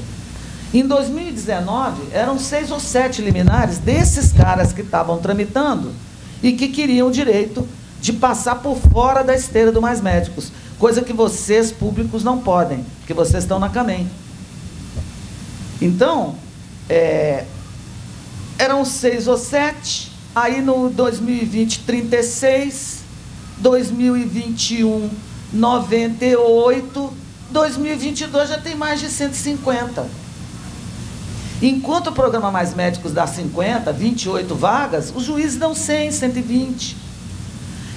Aí o que acontece? Foram lá e me acusaram de ter forjado a AGO. Você vê como é que o ambiente é fácil aqui do meu lado também. Falaram que eu tinha forjado a AGO. Contratei um advogado criminalista, citei todos eles. Vocês vão ter que provar que eu forjei minha AGO. Aí todo mundo, não, peraí, foi mal entendido, peraí, professora, calma, não sei o quê, tarará. E a discussão é só uma. Eu fui só ao Supremo perguntar assim, Supremo Tribunal Federal, a lei do Mais Médicos, que diz que curso de medicina só pode ser feito por chamamento público, ela é constitucional? Sim ou não? Armou-se uma balbúrdia de que eu estou defendendo os grandes, de que eu estou vendida, de que eu tenho interesse subterrâneo no MEC, que eu sou irmã do Paulo Guedes, aproveita, já logo xinga a família, xinga a mãe, xinga todo mundo. E a questão era só uma. É legal ou não é legal? Porque se vários juízes no Brasil estão dizendo, uns dizem que a lei é constitucional e outros não, então eu tenho motivo para entrar com uma ação declaratória de constitucionalidade e caçar as liminares. Sabe como é que está sendo feita a coisa? Por isso eu digo que nós temos que rever esse marco regulatório e fechar essa torneira. A coisa é a seguinte, eu, uma faculdade de contabilidade qualquer, consigo uma liminar, a gente não conseguiu encontrar nenhum juiz assim, não, tem um juiz sendo comprado. Não é. Os juízes estão sendo iludidos com a ideia de que a lei inibe a liberalidade econômica e a liberdade capitalista. Aí eu vou dizer para vocês o seguinte, uma pessoa me disse, você está dividindo o setor porque você está sendo contra a liberalidade econômica. Eu falei, não, eu estou sendo contra a sem-vergonhice, que é totalmente diferente. O que nós estamos pedindo é que você quer ter seu curso de medicina, você vai ter que fazer um acordo com a prefeitura, você vai ter que montar os seus leitos do SUS, você vai ter que passar 10% da sua receita, você vai receber uma visita em loco de médicos, você vai ter que trabalhar como todo mundo está trabalhando. Porque o que acontece quando eu faço um movimento desse e aí estou falando em expansão de novo, o que acontece quando eu falo num movimento desse, de chuva de liminares? Eu estou, no fundo, corrigindo meu planejamento estratégico, que foi o que aconteceu com a portaria dos polos. Então, antes, para ter polo, todo mundo tinha que receber visita. Então, tinha sei lá, 100 mil pedidos de polo parado. Ótimo, vamos fazer uma portaria dizendo que todo mundo que tem nota 3, que é outra vergonha, porque ter nota 3 é obrigação, né? Porque bota todo mundo na curva de distribuição normal, por que não bota todo mundo com sua nota discreta? Direitinho, 4,5, 3,8, 9,7, bota direitinho a nota discreta. Aí joga todo mundo naquela curva, todo mundo tem direito a 50 vagas, a 50 polos por ano. Isso está aí, ó, rodando, ó, professor Ricardo, tem que tirar essa portaria. Isso tem que acabar. Porque o que acontece? Outro dia eu recebi um associado me mandou, professor, porque assim, essas barbaridades eles mandam para mim. Professora, olha só, gente, um conselho universitário aprovou 6.700 vagas de medicina veterinária 100% digital. 6.000, não falou 67 nem 6,7, eu estou falando 6.700. Aí eu fui no Conselho de Medicina Veterinária, eu falei, escuta aqui, vocês não estão vendo o que está acontecendo na medicina humana? Vocês vão deixar esse negócio acontecer aqui também? Vamos botar a medicina veterinária na carreira de saúde, porque aí acaba com essa farra. Ah, mas aí a gente perde os grandes animais, estamos nessa discussão agora. Porque, sabe o que acontece? Virou terra de ninguém. A portaria de AD diz que você visita a sede. Então eu vou vender um apartamento para você, você vai visitar só a sala de visita. Os quartos não precisa ver, porque eu já estou te mostrando, é tudo assim do estilo dessa sala. Cozinha, né? Tudo desse estilo aqui, você pode ficar tranquilo. E o que acontece na verdade? Os polos viraram endereços no EMEC e os cursos estão sendo ministrados 100% digital. Então, por que eu estou dizendo isso para vocês? Porque eu represento instituições que são sérias, que respeitam a educação, que acreditam que o futuro do Brasil é educação de qualidade. É cidadania, é conhecimento, é trabalhabilidade, sei lá, esqueci a palavra agora. Mas eu represento essas escolas. Eu não represento as escolas que trabalham mal. Eu gostaria que todos eles fossem fechados. Mas o nosso marco regulatório não permite isso. E aí eu quero voltar, professor, à questão do Conselho Nacional de Educação. Eu sou irmã do ministro nomeada, está todo mundo jogando pedra. Eu trabalho há 32 anos no setor de educação superior. Só nisso que eu trabalho. Nunca trabalhei em nenhum projeto acadêmico que não tivesse qualidade. Só trabalhei em universidade de primeira linha. Fui mantenedora do IBMEC, que eu abri e dirigi durante anos. E que é uma escola de qualidade. Fui indicada por 20 associações diferentes, justamente para ninguém me amolar com essa história de ser irmã do meu irmão. Ele tem a vida dele. Ele trabalhou, eu me orgulho muito dele, adoro o meu irmão e somos filhos do mesmo pai e da mesma mãe. Mas ele trabalhou no governo, eu não. Eu não estou indo no Conselho Nacional de Educação para defender interesse de empresas privadas que vão querer tirar o nosso dinheiro e não devolver valor ao Brasil. Nós precisamos de, olha só, vagas autorizadas. Estava conversando outro dia com a secretária das séries. Quem é que tem vaga autorizada? Que pede autorização de vaga? Faculdade, que não tem autonomia. Que são esses pobrezinhos que estão por aí, pequenos, espalhados pelo Brasil, que garantem o nosso ecossistema, que garantem a biodiversidade. Nós não podemos ser uma escola, um país dirigido por 7 redes, ou por 5 redes de ensino. E seremos, se os pequenos fecharem. Então, tenho discutido 1000 vezes, vamos fazer um raio geopolítico, como são os distritos do SUS. Eles são, como é que chama aquela coisa? Censitários, e tem lá uma vocação, e tem lá uma coisa que é o vetor local, e a UBS é especializada. A gente tem que fazer uma coisa para educação. Você quer abrir um curso de religião, onde não precisa de curso de religião?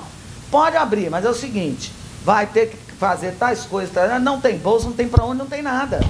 Agora, se você vai abrir um curso que vai reter mão de obra na região, meus parabéns, vai ter ProUni, vai ter tudo para você. Agora, não, meu sonho é abrir um curso de medicina em Araxá, porque meu avô nasceu em Araxá. Problema seu, não vai ter curso em Araxá. A gente teve uma audiência pública no Supremo e o ministro Gilmar Mendes falou comigo, a senhora está defendendo barreira de mercado? Eu falei, estou. estou defendendo barreira de mercado. Se você não tem condição financeira de montar um curso de medicina, você não pode ter um curso de medicina. Então, essa desculpa, os editais privilegiam os grandes. Não, os editais privilegiam quem tem dinheiro para construir um campus, montar um hospital, botar a receita na mão do prefeito, fazer um co-op bem feito e montar um curso. E muitos visitados não conseguiram obter seus cursos lá. Como é que eu estou? Extrapolou o tempo. Já passou? Vou fazer igual a ele. Não, mas aí, se eu não falar de tal coisa assim, não vale. Então, gente, olha só, eu vou terminar mesmo. Eu só queria dizer a vocês que do lado de cá tem virtude, do lado de cá tem luta, do lado de cá tem vergonha. Você acha que eu não tenho? Porque vocês estão sempre bem, porque estão sempre em pesquisa, sempre cheio de doutor, sempre...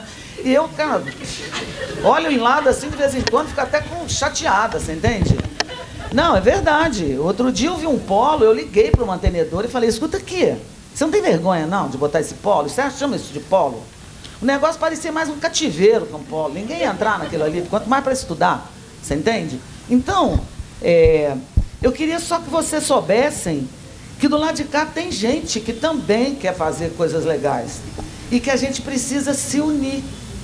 A gente tem que se defender. Eu tive essa conversa no Conselho Federal de Medicina. Eu falei, eu sei que vocês não gostam de mim, mas vocês não têm que gostar de mim agora, vocês têm que entrar com amicus curiae. Depois você briga comigo, mas hoje entra com amicus curiae a nosso favor. Amanhã você briga, diz que não pode, que não tem vaga, que não tem curso, qualquer coisa. Mas agora a gente precisa se unir, né? E no dia... E olha, gente, essa é a última mesmo, que vocês vão... Essa é de chorar. Vocês acreditam que teve audiência pública, de manhã as associações, eu abri para defender o ponto, de tarde veio todo mundo jogar pedra, né? Então era parecia uma jogação de pedra nada. Parece um cidadão lá e fala, eu não vou falar o nome do negócio, porque senão depois tem LGPD. Mas ele falou que ele era presidente de uma associação nacional, blá, blá, blá. E aí disse que lá não tinha morrido ninguém lá na Itália porque tinha mais médicos, que não morreu ninguém em Paris porque não tinha mais médicos, né? Que tinha que abrir muito curso de medicina aqui no Brasil. E o Gilmar Mendes ficou super impressionado. Aí nós fomos pesquisar quem era o cara. Ele era um sujeito, que ele se apresentou como doutor, ele era um sujeito demitido da Polícia Rodoviária Federal por corrupção. E aquela associação ele tinha criado 10 dias antes, tinha 10 dias de CNPJ. Ele foi pago para fazer isso, para chegar lá e fazer aquele discurso. Então esse mundo é um mundo perigoso, curioso, e nós estamos juntos para lutar pela educação. Obrigada.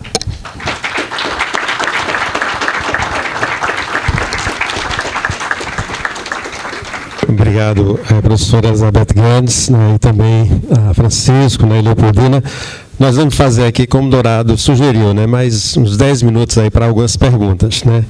Antes, porém, eu gostaria só de trazer a memória de todo mundo aqui, né, sobre a questão da expansão e da democratização, né. Nós tivemos, nesses últimos 20 anos, né, alguns programas que influenciaram bastante o processo de expansão e democratização do acesso à educação superior. Eu vou citar alguns, tá certo? Reúne, FIES, ProUni, penais, né, que justamente oferecem as condições de permanência dos estudantes. Tivemos também o programa Incluir, né, para as pessoas com deficiência, processos de interiorização, uma vez que as universidades, sobretudo as federais, eram muito centradas, né, nas capitais. Então isso nós assistimos, portanto, esse processo. Investimentos na formação de mestres e doutores. Acho que esses 20 anos nós também presenciamos, né, investimento maciço na formação de mestres e doutores, né. As nossas universidades presenciaram isso, inclusive para prover os cargos, né, que era relativo ao processo de crescimento, e também, sobretudo, a política de cotas. Ela foi um marco revolucionário, né, na educação superior pública, sobretudo federal, e nos institutos, né. Eu estou enumerando aqui várias iniciativas, né, que nós testemunhamos enquanto políticas públicas que marcaram o debate sobre o processo de expansão, inclusão, e o grande debate que se apresenta, obviamente, quando nós pensamos no sistema como um todo, né, todas as instituições da educação superior, se refere à questão da avaliação e do marco regulatório, né? Nós temos a necessidade de retomar o debate sobre a questão da qualidade e, obviamente, isso vai demandar a discussão, né, sobre os processos de avaliação das nossas instituições, né? Tem um pesquisador americano, né, o Martin Truca, ele faz a seguinte classificação, né? Ele classifica o processo de expansão em 3 fases, né?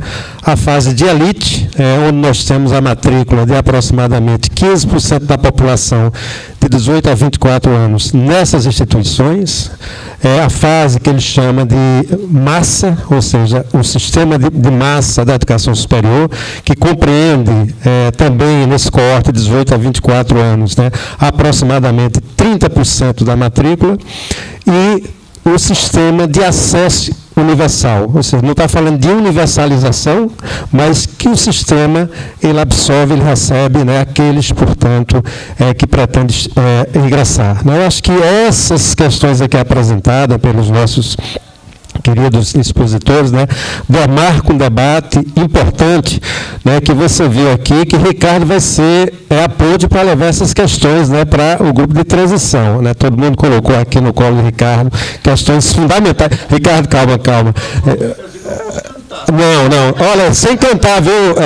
Assim, mas levar essas questões que demarca, e nós esperamos, obviamente, né, um novo ciclo, né, mais amplo, né, que as nossas universidades, junto com as instituições particulares, obviamente, faz parte do sistema, tem que fazer o debate e fazer o planejamento, tendo em vista esse processo de expansão. E aquele que nós chamamos, né, de democratização, ou seja, a democratização ela é muito mais do que expandir. Ela implica, né, colocar pessoas, né, dos diferentes grupos sociais, étnico-raciais, as pessoas que efetivamente estão como membros, né, da população estudantil de maneira geral, dentro das nossas universidades, para garantir, obviamente, pluralidade e diversidade. Então, vamos então abrir para as questões, por favor. Acho que a gente precisa de alguém para ajudar. Gustavo está dizendo que nós vamos reduzir a 2 blocos, né, de 3 questões cada. Marcelo, por favor, depois Evandro. Aqui, ó. 3 questões, gente, por favor. Nós temos, na verdade, o transporte, né, para a atividade cultural, e eles já estão aguardando aqui. Então, nós vamos fazer aqui um bloco com 3 questões, né, e depois nós passamos para as considerações finais aqui dos nossos expositores. Por favor, reitor Marcelo. Obrigado, reitor Alfredo. Saudando antes a nossa professora Maria Leopoldina, o Francisco e a professora Elizabeth. Me dirigindo mais diretamente a professora Elizabeth, que me procurou aqui, falou daquela questão, mas até para tranquilizar, porque eu acho que uma coisa que a gente preza é o valor republicano nas nossas instituições e o nosso comportamento como servidor federal. Então, a crítica que nós fizemos não são os escolhidos, é quem escolhe. Claro. A responsabilidade é de quem escolhe, não os escolhidos. Porque eu defendo, eu sempre acompanho, eu ministro aula sobre o Conselho Nacional de Educação para os alunos, porque eu acho que é importante. Eles têm que saber o que é o Conselho Estadual, o que é o Conselho Nacional. E sempre teve no Conselho Nacional as representações das universidades particulares, das universidades públicas, da Confederação dos Trabalhadores em Educação. O problema é quando os critérios não ficam claros, as associações indicam, mas, por exemplo, o Andifes não indicou, o CONIFES não indicou, o Conselho Nacional dos Trabalhadores em Educação não indicou. Então, a minha crítica é isso, e jamais aos quem são os indicados. A Bruen também não. Então, a minha crítica jamais são aos escolhidos, aos indicados, mas é aquele que a gente chama, no serviço público, de isonomia. Nós prezamos a isonomia, porque somos servidores federais, mesmo que não é concursado, quem está em serviço, tem que apresentar o edital com os critérios para poder deixar claro e transparente por que está sendo indicado. Acho que essa é a grande questão. Como nós temos um trauma, né, eu até lamento também que a situação para vocês, se não está fácil para vocês, imagine para nós. Para nós falta... Para vocês, quem, não, para particulares, para nós, não é só o MEC que não tem funcionário, a gente não tem funcionário. A briga que nós temos é muito parecida na questão da expansão da medicina, enfim. Então, para nós também a situação é muito difícil. Claro que acho que é uma questão muito importante que a senhora está vendo, né, representando a associação. sendo do setor privado, é que aqui temos o exemplo de servidores públicos aguerridos que vai lutar pela nação, vai lutar pelo serviço público com unhas e dentes. E é por isso que a gente fala, se exalta, tudo que a gente ama o que faz também. Eu também tenho mais de 30 anos em educação, trabalhei já no setor privado, mas tenho mais de 20 anos trabalhando também no setor público, beirando 20 anos. Mas só para deixar tranquilo e lembrar, acho que é uma grande questão, que vem a esperança para todos nós, para as particulares, para as públicas, com incentivo, o ProUni, né, como ele foi a expansão. Teve uma outra coisa que você esqueceu, Alfredo, o Expandir. O Expandir que antecedeu o Reúne, que também foi muito importante para poder contratar novos servidores e servidoras. Mas só essa questão para esclarecer, é que gato escaldado, como diria minha avó, não tem que ter medo de água fria, não gosta nem da palavra água. Então, como a gente está bem escaldado, a gente precisa passar longe. Mas para deixar claro que é uma crítica a quem ocupa a cadeira da presidência e jamais àqueles que são escolhidos. Muito obrigado. É uma questão republicana. Muito obrigado. Obrigado, Marcelo. Obrigado, reitor Marcelo. Reitor Evandro, por favor. Quase boa noite, Evandro FMT. Primeiro, eu agradecer e parabenizar os professoras Leopoldina, Elizabeth, Cearense Francisco. Bom, a gente viu aqui desde da manhã, né, números, principalmente em relação à educação e aí as universidades privadas, as públicas, né, em alguns lugares onde o número de vagas e a quantidade de egressos chegam até 10 vezes mais nas universidades privadas.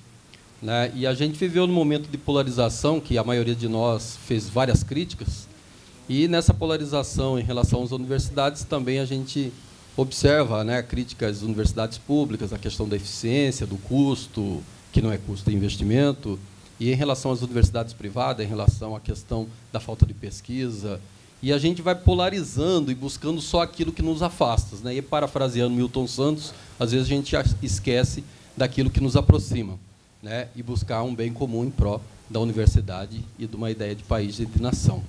Então, a presença aqui, né, de outras entidades, para além das universidades públicas federais, é um avanço significativo, e aí eu cumprimento o nosso presidente Ricardo Marcelo pelo evento. E aí a gente buscar como trabalhar nesse processo, né, simbiótico. Eu digo isso porque eu sou de Mato Grosso e na década de 70 e 80 os egressos eram só da UFMT, basicamente, né? 70 e 80 eram só da UFMT. Hoje, 15%, talvez um pouco menos, seja da UFMT. Então, no Estado, quando o assunto é graduação, nós não somos mais sine qua non, né? Temos aí uma quantidade significativa, principalmente das universidades privadas, no egresso. Agora, na pesquisa, somos sim, na pesquisa, na pós-graduação. Então, como a gente discutir todo esse ecossistema, né, das universidades pública e privada, e agora, a UFMT, no caso, né, e acredito que muitas outras universidades que na década de 50, 60, 70 e 80 tinham essa contribuição na graduação, e muitas vezes nós nos recusamos a trabalhar no ensino tecnológico. E aí a gente reclama, às vezes, do aparecimento das FATECs, Senai, por exemplo, onde lá em Mato Grosso a gente tem uma relação muito significativa, mas não existe espaço vazio em qualquer processo, em qualquer espaço político. Se a gente não toma esse espaço, ele vem sendo ocupado. Então, há necessidade dessa discussão no sentido lato, em relação ao papel de todas as universidades, porque a gente não pode ficar no discurso que universidade ineficiente tem que ser extinta, e o contrário também, que não vai levar a nenhum progresso. Agora, em relação ao curso da URCA, né, pedagogia, eu morei quase 8 anos no Ceará, então eu fico muito feliz quando vejo um sotaque desse. E a pergunta é, o curso de pedagogia na URCA, ele é integral, do tipo manhã, tarde e à noite, ou é só à noite? Manhã e noite. Obrigado. Obrigado, Evandro. Helder, por favor. Lá. Querido Helder.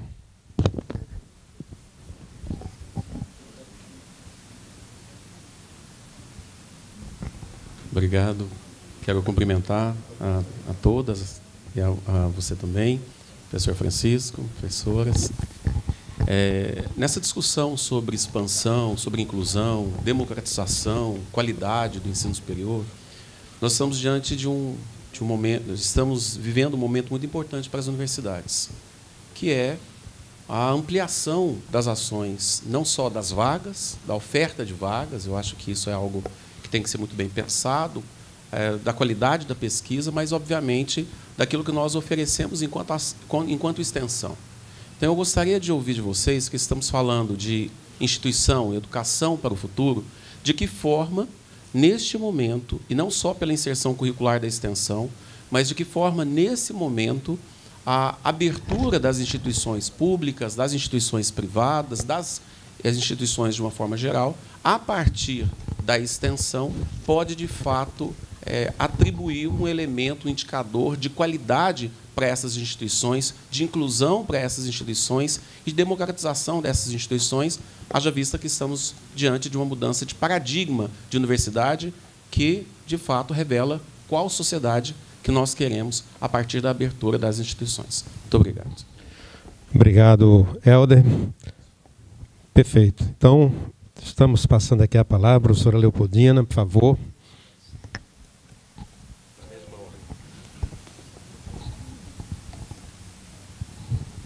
Ligou? Bom, em relação a esse contexto, né, eu acho que todos nós estamos, enquanto instituições, eu acredito, buscando seguir o que preconiza aí a curricularização da extensão. Nós temos trabalhado muito para esse contexto de melhorar aquilo que nós já fazemos e fazemos bem feito. A curricularização da extensão, nós já fazemos, mas precisamos agora trazer para um contexto, de modo que nós tenhamos que mudar até mesmo a concepção do nosso aluno. O que nós entendemos, né, pelo menos falando enquanto rede federal, trabalhar principalmente com as principais demandas daquela comunidade. Então, como eu coloquei, nós estamos aí em mais de 600 unidades, 600 campi, 656 campi em nosso país. Nós focamos a reconhecer aquele território, como foi colocado, quais são as principais dificuldades, quais são os desafios, as demandas, e a instituição, ela fazer, de fato, o que a gente sabe fazer, que é a extensão, mas fora dos muros da instituição. Porque o que se tinha na cultura é fazer extensão trazendo o povo de lá para dentro e dentro dos muros institucionais. E aí a gente percebeu que isso não está atendendo a demanda, né, Helder? E aí você agora faz uma provocação que não é fácil, principalmente quando a gente coloca no contexto da rede federal, em que nós somos contratados para prioritariamente o ensino e você faz a extensão e a pesquisa, se der. Então, nós temos bons extensionistas, bons pesquisadores, mas fica querendo sem conseguir devido àquela demanda de esforço que se tem. Então, nós temos trabalhado os nossos PPCs, né? A nossa rede federal está aí buscando cumprir. Inclusive, é um desafio que o próprio CNE tem que resolver, porque nós temos até o final de dezembro para fazermos a atualização dos projetos pedagógicos dos cursos, com a inclusão da curricularização da extensão, ao tempo que a atualização da resolução número 2 de 2019, que também estavam juntos, foi adiada. E nós estamos hoje aqui. Vamos atualizar todos os PPCs e, daqui a um mês, 2, nós vamos atualizar novamente em relação à formação de professores. Então, nós precisamos de uma resposta do CNE para isso, né? Mas, nesse contexto, voltando, Helder, a rede federal ela tem trabalhado com essa perspectiva de buscar, junto às suas comunidades, as demandas, né? Nós trabalhamos muito com a agricultura familiar, com o desenvolvimento tecnológico aplicado a essa agricultura, com o desenvolvimento do maker, né? Aprender fazendo, e isso buscando, junto às comunidades mais distantes dos grandes centros, aplicando a robótica educacional e despertando naquelas comunidades o desenvolvimento, né? E trazendo para o desenvolvimento daquela comunidade, obviamente, fazendo com que a instituição possa criar oportunidades, resolvendo problemas, mas também buscando não apenas indicadores institucionais, mas solução. Eu entendo que a extensão ela tem um papel fundamental para o desenvolvimento da comunidade. Então, é assim que nós pensamos e vem dando certo. Obrigado, professora Leopoldina. Por favor, ele me pediu para falar. Professora Elizabeth, fique à vontade. Fique à vontade. Professor Helder, nós estamos, enfim, em mais de 2.000 municípios no Brasil inteiro, e as universidades particulares elas têm uma tradição de muito envolvimento com a comunidade local, muito. O que nós estamos tentando evitar na ANUP é que sejam envelopadas as atividades práticas que já são feitas na comunidade, transformadas em extensão. Então, a gente quer, de fato, e nós fizemos, então, há 5 anos, a ANUP criou uma área que eu chamo de ANUP Social. Ela é bancada com recursos nossos, da ANUP, e de capital filantrópico.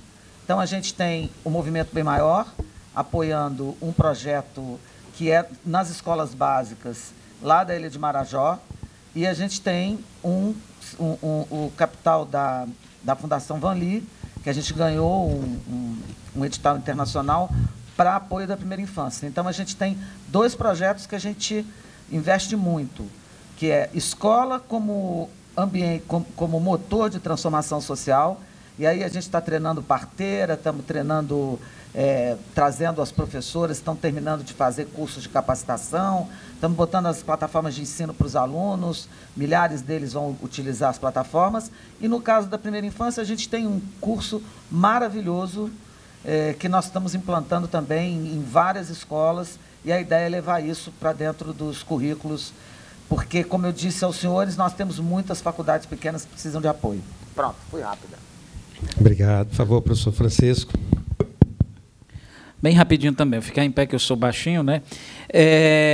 Bom, primeiro, né, falar com o nosso quase cearense, né, o professor Evandro. Né, o curso de pedagogia lá ele funciona manhã e noite. E o que tem... são 2 cursos. E os 2 têm o mesmo coeficiente de procura, que é interessante. Né? Mas é um período apenas cada curso.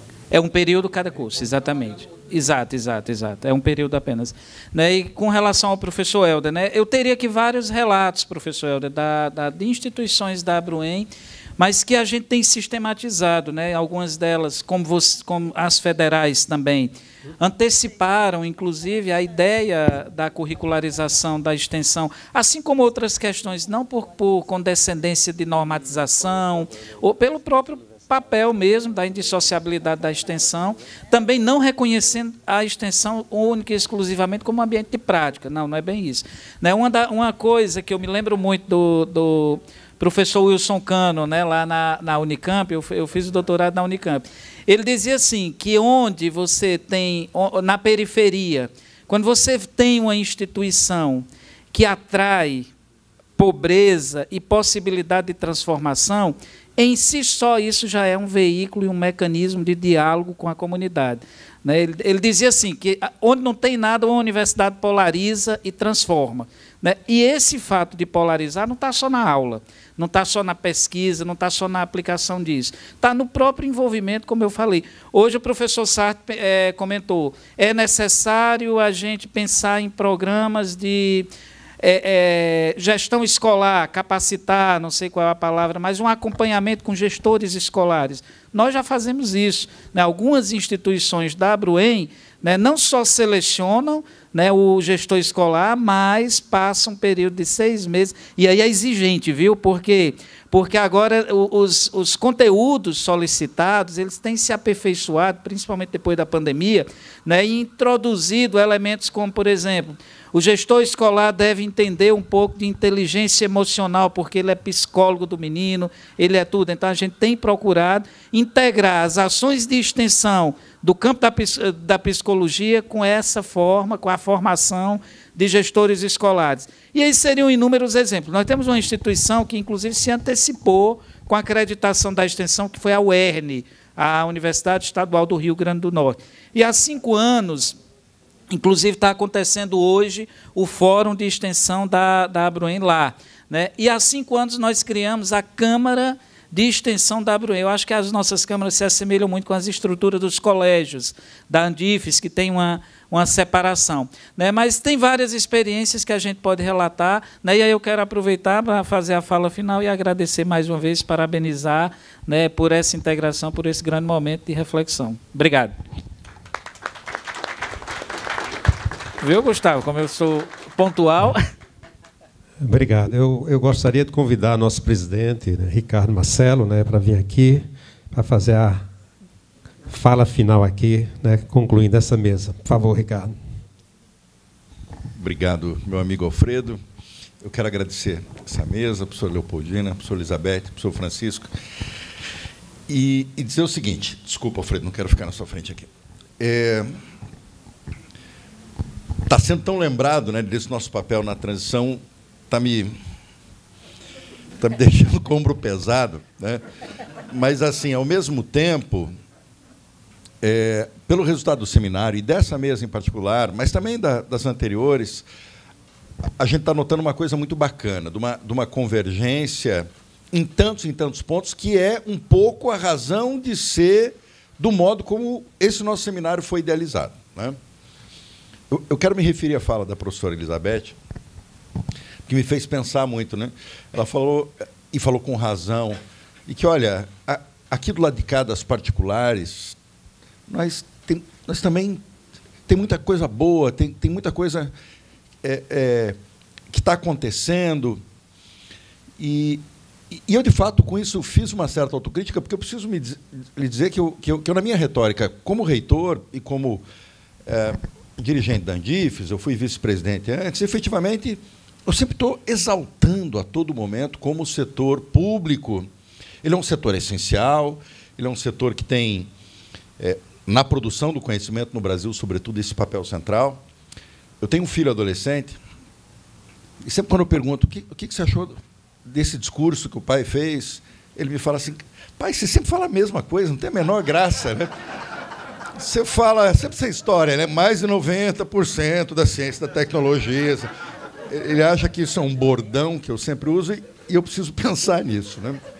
Mas daí, ao mesmo tempo, eu quero justificar por que eu faço isso. São dados reais, mas eu faço isso também por defesa do sistema e defesa das universidades. Porque a gente, gestores das universidades e dos institutos também, creio, nós estamos vivendo há algum tempo um momento, eu sou reitor desde o final de 2016, eu falo pelo meu período todo, em que parece que a gente tem que justificar o óbvio, né? Aquela coisa de dizer, né? As universidades, ei, atenção, nós somos importantes, nós temos um papel, nós temos uma relevância para o futuro da nação, a gente não está falando em nome próprio apenas, como se a gente estivesse nadando em dinheiro e chorando porque perdemos. Nós estamos sendo desestruturados, depauperados. Então, a retórica, naturalmente, que nós usamos acaba enfatizando muito esse nosso papel protagonista. E, quando a gente fala daí no protagonismo das públicas, a gente pode dar essa falsa impressão que a gente está antagonizando com o setor privado, né?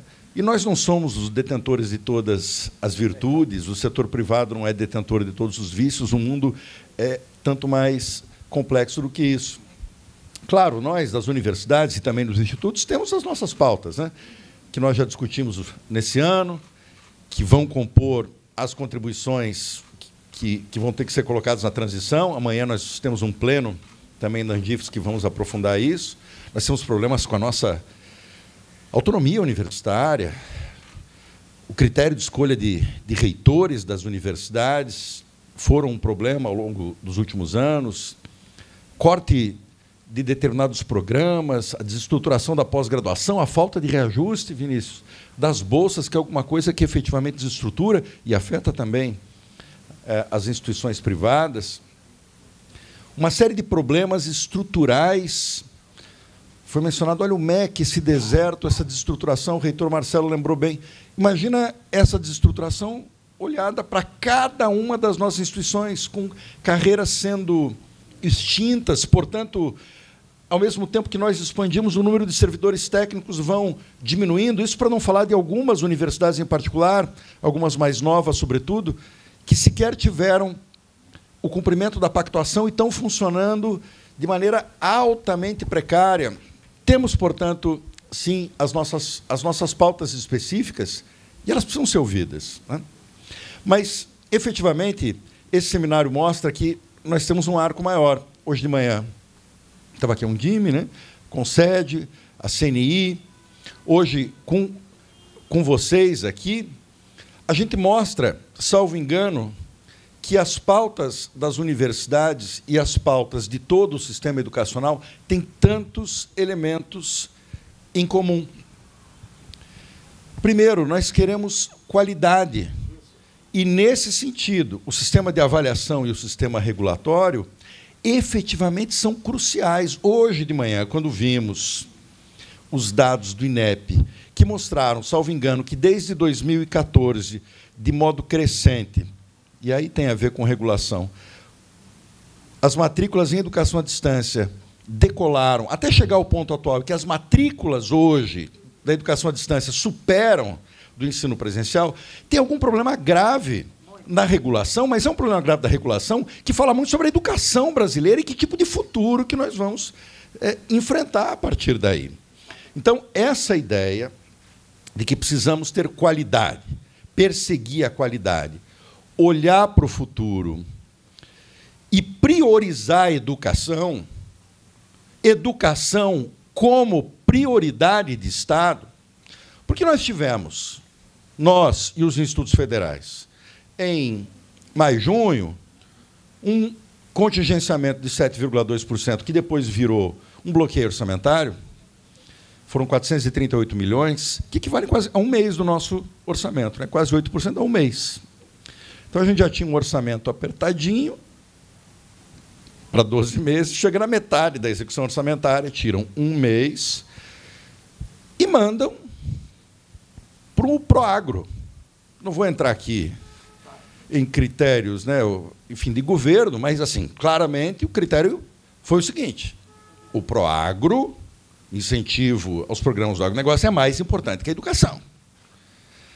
Ao mesmo tempo em que a gente não cresce o nosso orçamento por conta do teto de gastos, a gente percebe, e o nosso Forplari tem mostrado isso, que o orçamento nominal da educação tem caído.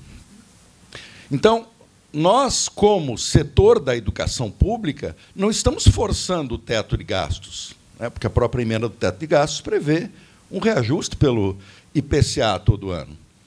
Então, é sinal de que nós estamos sendo cortados para atender o teto de gastos de outros ministérios. O que essas duas coisas mostram? Que a educação não é prioridade. E a educação está sofrendo para atender outras prioridades que são vistas antes da educação. Então, se a educação se torna prioridade, e se a qualidade se torna prioridade, e se todos nós, desse seminário hoje, agora dessa mesa e das mesas da manhã, consentimos com tudo isso, e, de fato, consentimos com tudo isso, a gente tem que caminhar juntos, e caminhar juntos nesse sentido. E vou fazer isso, Jones, lá na transição, mas não me peça para cantar, porque isso não vai dar certo. Quero agradecer, portanto, mais uma vez a todos vocês. Muito obrigado, gente. E agora uma programação cultural. A Lívia vai explicar como é que é para a gente chegar lá. Muito obrigado.